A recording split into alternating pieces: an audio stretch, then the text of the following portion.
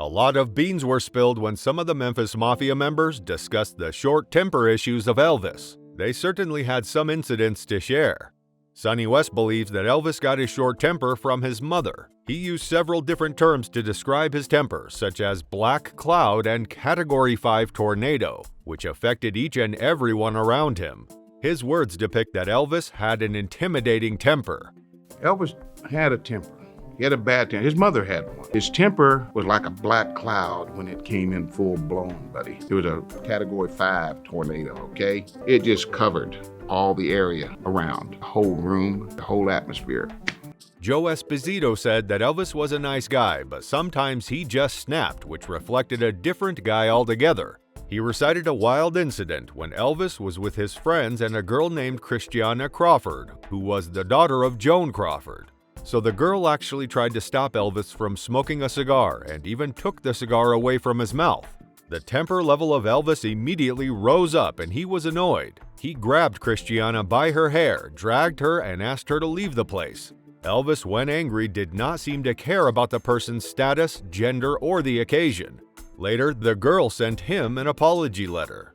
Christina Crawford, Joan Crawford's daughter, was one of the co-stars in the movie. We became friends. I invited her up to the house one evening to hang out, Elvis knew who she was. So we're sitting there watching a little TV and sitting on the couch, and Elvis would smoke cigars once in a while, so he picked up a cigar to smoke a cigar, and I reached over and lit his cigar for him. And she pulled my hand away from the cigar out of Elvis's mouth. She says, "Now you shouldn't have to light his cigar." And I say, "Hey, don't do that." So Elvis really got mad, got up, and he grabbed her by the hair and pulled her across the coffee table, which scared the hell out of me and everybody else, and they were really in shock. And he said, "Get her out of here. Take her home." Marty Lacker said that Elvis used to create a new string of expletives in temper. He also had a story of his own. So Elvis, in his rage, used to casually tell the Memphis Mafia members to leave the job and go back to their homes. Billy, the cousin of Elvis, once was hurt by this and decided to actually leave him. He was joined at the airport by Marty and Richard Davis. Alan Fortis then called Marty to tell him that Elvis wants them back. Billy, though, was mad this time and was not ready to go back until Elvis apologized.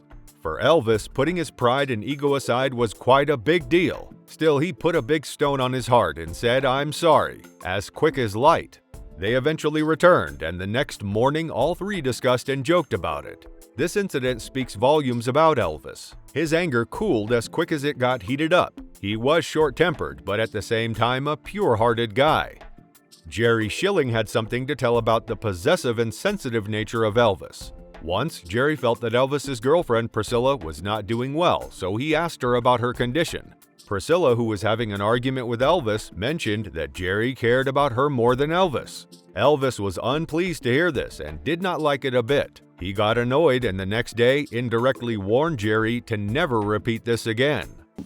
And Priscilla came down the steps and didn't look good, I just assumed she was sick, I said, "Where you been?" And she said, "I've just been, upstairs." I said, "Are you feeling okay, I don't know what the response was. It was, just, "Yeah, I'm fine, thanks for asking," or something, And I didn't know what was wrong was her and Elvis had been on a 2-day flight. And when she went back upstairs, I could hear the lamps flying.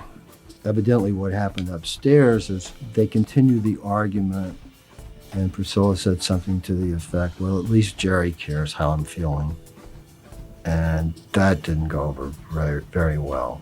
So the next day, we're watching a football game downstairs, and Elvis had never said a cross word to me in all the years that I had known him, and he really wanted to, but he didn't direct it at me, but as soon as it started, and it was like, I don't need anybody looking out for, if somebody's gonna take care of Priscilla, it's me. I don't need you guys asking her how she feels, and man, I was crushed. An angry guy can often misinterpret things and can cause a lot of harm to himself or others. Elvis certainly seemed to be the guy who had no control over his anger and on several occasions has ill-treated the Memphis Mafia members. The surprising fact is that despite all of this, the Memphis Mafia were with Elvis till his last breath. Well, we end this video here. Hope you liked it. Meet you next time with more amazing content.